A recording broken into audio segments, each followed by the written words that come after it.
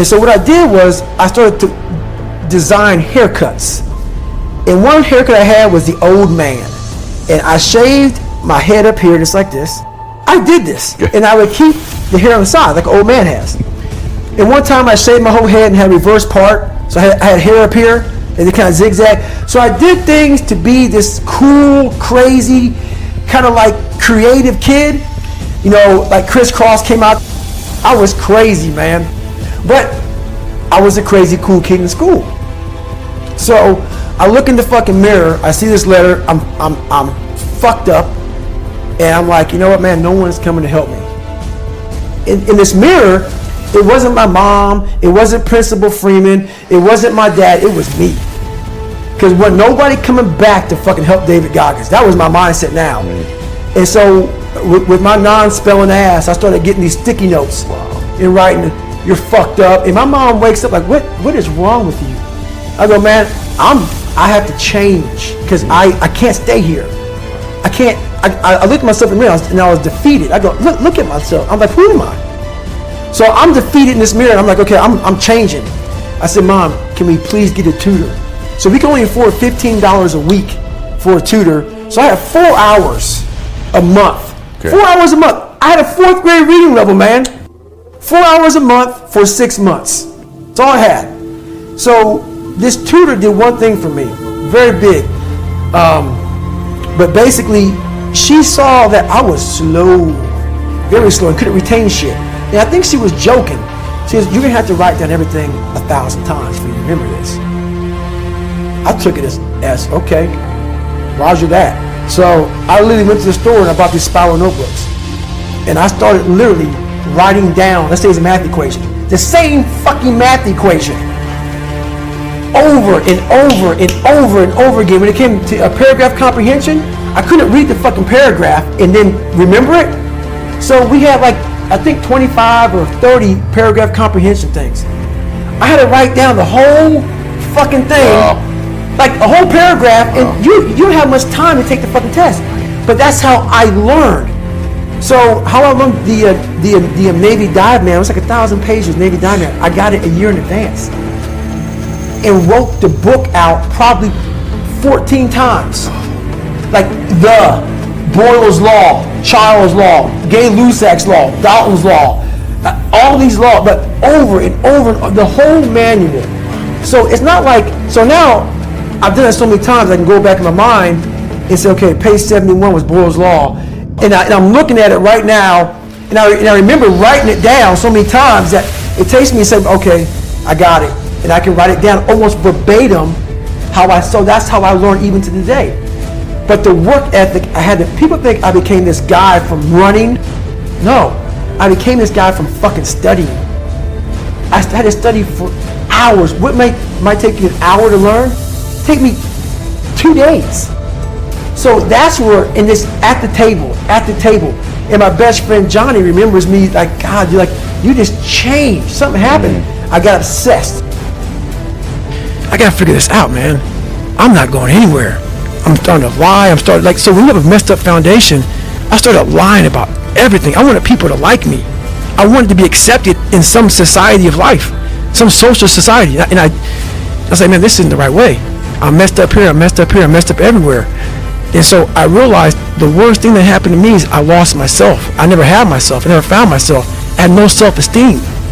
So I knew through working out and through learning, because it took a lot for me to learn also, I started finding self-esteem. Once I found that, that's when doors started opening up. I stopped caring about people, that what they thought, being judged. Wow, if I say this, if I started right now, are you gonna make fun of me? I stopped caring about that.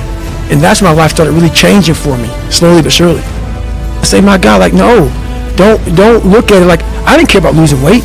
I didn't care about being the fastest person. I wasn't making the Olympics. I wasn't going to pros. I could barely read and write when I was in a junior in high school. I wasn't going anywhere.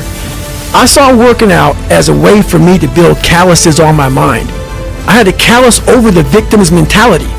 So I watched these movies. I talked about Rocky last time I was on here. I always equated training to mental toughening.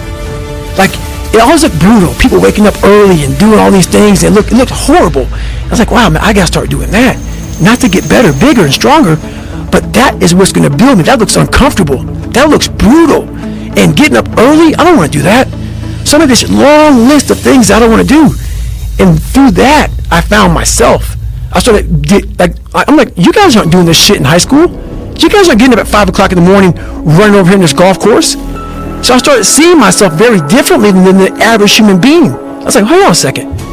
I have something they don't have. And that's when I started to develop these things through working out. It was this great, never-ending work ethic. And through work ethic, I developed self-esteem. It's through discipline, through self-discipline, through repetition, through tons of repetition of the same thing that you don't want to do. And that's the key thing. Through repetition of things you don't want to do, you develop mental, like an armor for your mind. You start to armor your mind, because your mind's like, okay, we suffer every day. That's what we do. We do stuff that sucks every day, and that's how I started coming up. I just started being very uncomfortable, and now it's like just a way of life. Look, dude, I believe that everybody has a gift. Every single human out there listening right now, you have a gift. The thing that you have working against you is you have all these other people now, right? 30 years ago, 20 years ago, we didn't have Instagram. We couldn't watch people and emulate them. We sort of had to learn our own little craft as we went, all right? But now we get to see what everybody's doing. And our tendency as humans is to emulate the style or the personality or the way that someone speaks or the way they do their content and all these different things. But here's the thing that you don't understand, is that by doing this, you are actually keeping yourself from becoming great. Because the most that you could ever be when you do these things is a watered down, lesser version of what someone else is doing, all right? And how do you know that your own style and your own way of doing things that you would develop little by little by little if you would just take little risks, is it going to be greater than all of those things that you watch, okay? You cannot be great being a lesser version of what already exists. You can only be great when you execute against your own potential and do your own development. And that means getting up there and looking like a clown. And it means taking little bitty steps forward every single opportunity you get. No one comes out and is just great at business or great at athletics or great at science or great at speaking. It doesn't fucking happen, man. The first speech I ever gave, I remember it, dude. There were 6 fucking people there. All right? And I had a piece of paper, and I'm reading the notes, and I was shaking. I was freaking the fuck out. There's 6 people. 6! That's where I started, man. So, this isn't a gift. It only seems like a gift because I worked so hard and so long to develop it. And you guys have to do the same thing if you want to be great. If you want to be good and you want to be effective and you want to be, not great, you just want to be good, then yeah, dude, take someone else's style. Emulate everything they do. Clearly it might work. But if you want to be great, if you want to be one of the best that's ever fucking lived at what you do, you have to understand that it's about developing our own skills. It's about developing our own style. It's about developing our own swagger. It's about developing our own selves. And we don't do that when we constantly look at other people and admire them or look at them for an example or steal their shit like so popular out there these days. So if you want to be great, guys, you have to put in the work. You have to put in the talent. It's not that everybody doesn't have the potential. Everybody has the potential. It's just they're not developing it because there's too much distraction out that we didn't have 20 years ago. So when I'm coming up, dude, I don't have people to look at. We didn't have the internet. We didn't have social media. We didn't have all these things. We had books. And if I wanted to learn how to speak or learn how to do anything, guess what I had to do? I had to go fucking do it and suck in front of everybody. And we've lost that in society now. Everybody wants to be a lesser version of something else. And guys, I'm telling you, you can't win long term doing that. My whole life, I mean, I don't know if people believe in God or what. I don't care what you believe in. There's been this unrelenting voice in my head. We all have this voice. It's the right or wrong voice.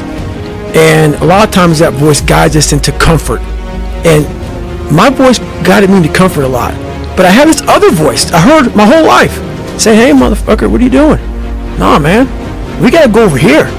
We gotta go over here to that rock pile over in the fucking corner where nobody's at. That's where victory's at.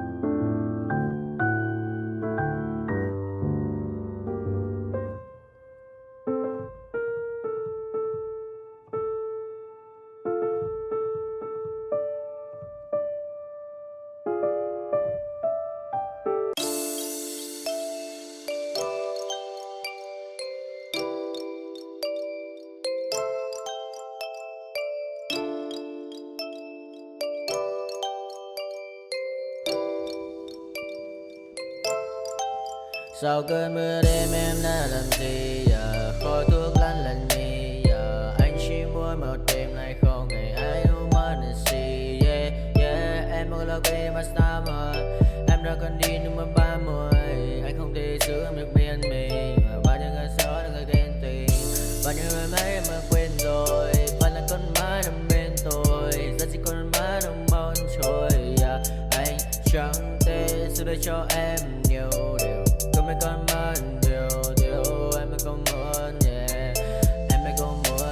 Yeah, em nhớ muốn bên anh như khi em muốn mơ bên anh, em nhớ muốn say. Yeah, để là mơ mà em cần anh. Yeah, bao năm em mơ chỉ cần nói sai đến anh này, em không ngồi mãi chỉ cần ai bao năm mà sau và em muốn đêm nay em đã trôi, đã bình qua cảm xúc như cơn mưa kia đang miền tối.